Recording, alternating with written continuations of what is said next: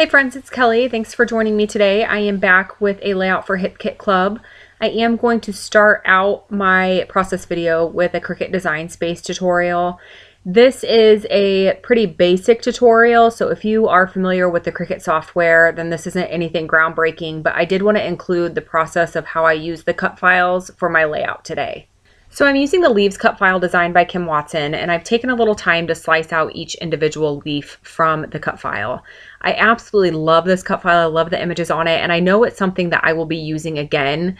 So rather than having to slice out the leaves each time I want to use the cut file, I'm going to go ahead and save this after I've sliced out the individual leaves. So that way the next time I want to use it, it's already going to be sliced apart and ready to go. It's super easy to save it. You just go to the File tab, click on it. You're going to go down to Save As, and then just label it whatever you want to label it, just so you remember what you saved it as.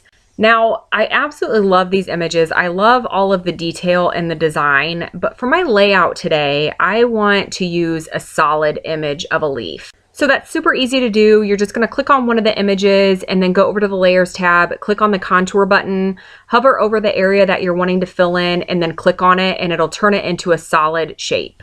Now, some of these designs are fairly intricate, and it can be difficult to hover over the area that you're wanting to click on because the area is so small.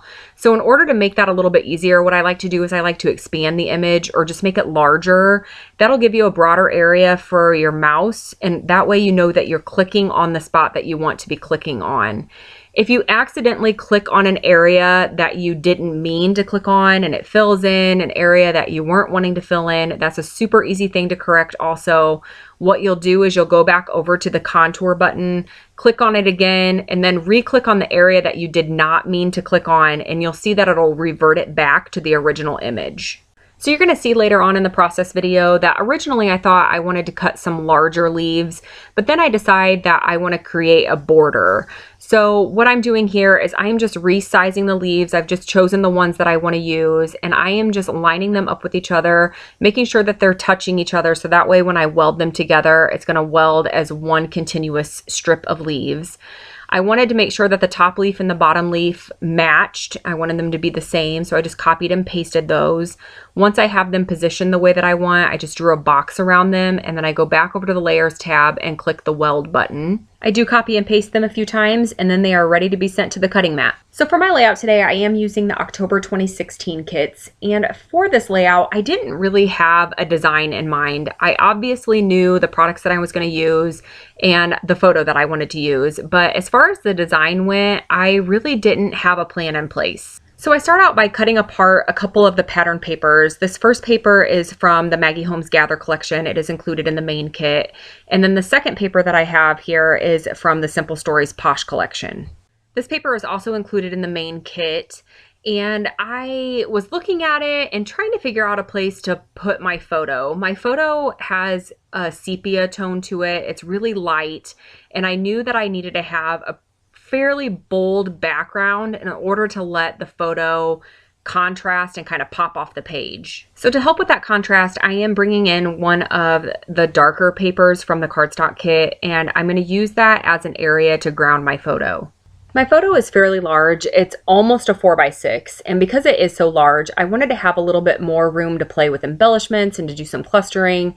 So I did remove a little bit more from this pattern paper. I took a little bit more of that teal off just to give me more space to play and to add a title and just some embellishments. I wasn't really sure what I was going to do for embellishing. Like I said, I didn't have a plan in place for this layout, so I wanted to make sure that I had plenty of room to add different elements to the page. So I'm starting to work on my photo mat. I have brought in one of the Project Life cards, and I absolutely loved the houses that were included on this card, and I thought that I might use them for a future layout. And I also thought I might use this journaling spot. So I basically just needed the pink border. So I removed the center portion of the Project Life card, and now I am just layering it with a piece of white cardstock. And that white cardstock was actually included as part of the packaging with the Project Life cards. I cut apart one of the frames that's included in the We Are Memory Keepers Honey I'm Home ephemera pack, and I am going to use it as photo corners with my photo mat just as part of the layering. So now I'm just playing around with embellishing. A lot of the elements that I bring in initially don't make it onto the layout. I think mainly because of the size of them. I end up deciding to go with some smaller embellishments. Now what I'm doing, I don't do well with waste. I don't like to waste any amount of paper. So I am going to cut out that area and adhere it down to the pattern paper. I wanted to save that cardstock in case I wanted to use it on a future project. So I do cut out just the portion that I need. Now I need to get it lined up and adhere down straight. So my Versamat that I use has grid lines on it, so it makes it easy for me to line everything up. I just wanted to make sure that that cardstock wasn't going to move. So I just used some washi tape to hold it in place as I was adhering it together. So now I'm going to move on to the cut files. I did cut multiple images of the leaves, and I did cut them a little bit larger. Initially, I thought that I was going to use larger leaves as layering pieces. And I did want to add some mixed media to the leaves, and initially this turns out as a little bit of a mixed media disaster.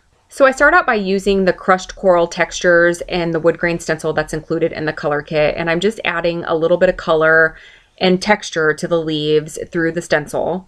This portion of the mixed media went absolutely fine. I love this color, and the textures is a really interesting texture paste. It has little beads inside it, so it gives great dimension and really adds a lot of interest to this texture paste. And I was really impressed with how well it went through this fine wood grain stencil, and it went on beautifully. And I was really happy with the mixed media at this point. It's a little later on during the process video, you're going to see how this turns into a complete disaster, and I kind of have to start this portion of the layout over.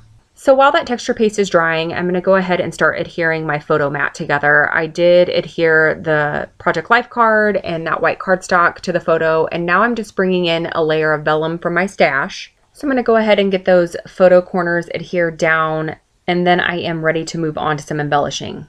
I do use multiple stickers from the We Are Memory Keepers Honey I'm Home sticker sheet that is included in the Project Life kit. And what I'm doing here is I am using my EK Success powder tool to remove the sticky from these stickers, so that way I can move them around the layout until I know exactly where I want to position them without having to worry about them sticking to everything as I'm trying to find the right placement for the stickers. So I'm going to work on my clustering and embellishing for a little bit here. While I'm doing that, I will tell you a little bit about the photo that I am using. So it may be a little hard to see on camera, but this is a photo of me and my son, and it was taken at a pumpkin patch this past weekend. And my camera that I use is a Canon G7X, and it has this mode on it, I think it's called Creative Filters, where it takes a photo and it takes a continuous shot. So it'll take up to 3 to 5 photos, and then it puts a filter on those photos, and it does it randomly. You don't choose what filter you want to put on the photo. It will also crop the photo, and it's kind of neat how it frames the photo. I really liked how this photo came out. It actually was taken really far back, and my camera cropped it in and added this really pretty sepia tone to it, which is perfect. We're standing in front of some corn, and it's just beautiful. And I really liked how the colors of the kit complemented the photo, and I'm just really, really happy with how this turned out. Okay, so getting back to the layout, I'm just about ready to show you how my mixed media turns into a disaster. What I decided that I wanted to do was I wanted to add a little bit more color to these leaves, and the contrast between the crushed coral textures and this grapefruit creamies that was included in the September color kit, they match beautifully. I love how the two colors go together. So I painted all these leaves, and then I decided I want to add a little bit more contrast. So I thought that I would bring in some navy color shine and add some splatters. Well, the problem with that was the color shine wanted to bleed along the lines from the stencil that I used, the wood grain stencil, and it just created kind of a really hot, ugly mess. So I thought maybe once I peeled the leaves off that maybe it wouldn't be as bad. Sometimes I feel like when you look at it on a large scale, it can look like much more of a disaster than on a small scale. But I decided that it just was not working out. So what I did was I cut the leaves as the border, as I showed you in the Cricut Design Space tutorial. And now I am adding some more of that textures, but instead of using the stencil, I am just smearing it directly onto the white cardstock. I do want to add a little bit more detail to the leaves. So I do bring in that grapefruit creamies and just add some splatters.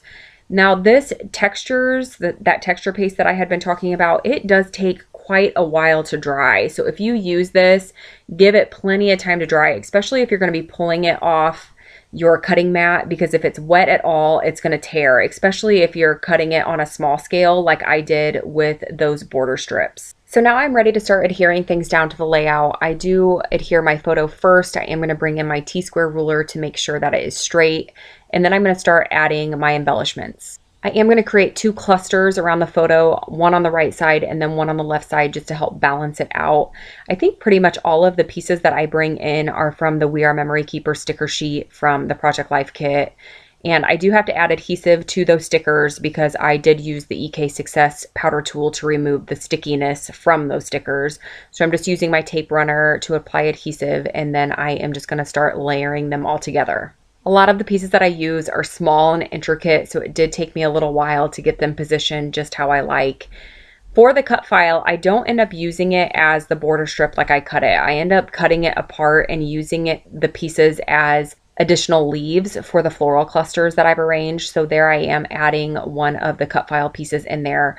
And I just really like that extra pop of pink and the texture that they have from the texture paste. And then those splatters are beautiful on there. I absolutely love that coral color. The colors in this kit, I just cannot get over how gorgeous they are.